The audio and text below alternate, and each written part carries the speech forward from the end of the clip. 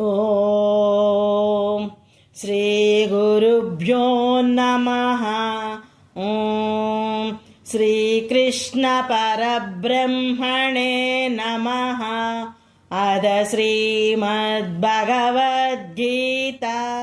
పంచదశోऽధ్యాయః. పురుషోత్తమ ప్రాప్తియోగః.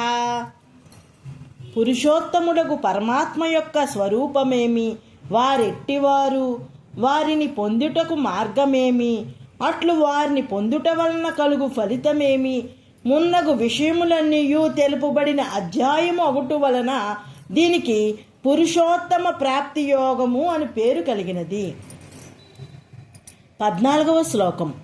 అహం వైశ్వానరో భూత్వా ప్రాణినాం దేహమాశ్రితః ప్రాణాపాన సమాయుక్తః పచామ్యన్నం చతుర్విధం.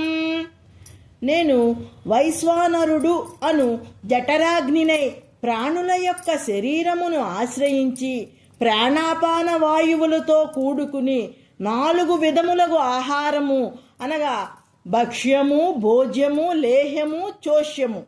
భక్ష్యము అనగా దంతములచే కొరికి తినబడు కఠిన పదార్థములు, పిండి వంటలు, కూరగాయలు మున్నగునవి. భోజ్యము నాలికచే చప్పలించి మృంగబడు మెత్తటి వస్తువులకు అన్నము మొదలైనవి.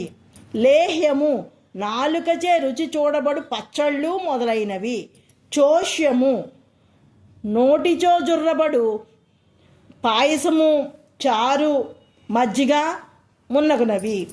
ఇట్టి ఆహారమును భగవానుడే జీర్ణము కావించుట వలన మనుషుడు ఎంత జాగరూకుడుగా ఉండవలెనో మరియు దైవ ధ్యానముతో భుజించుట వలన మనుషుని శరీరములోని అణువణువు దైవశక్తితో కూడి ఉండును. పచనం అంటే ప్రధానముగా వంట చేయడం, మంటపై వస్తువులను ఉడికించడము లేదా తయారు చేయడము.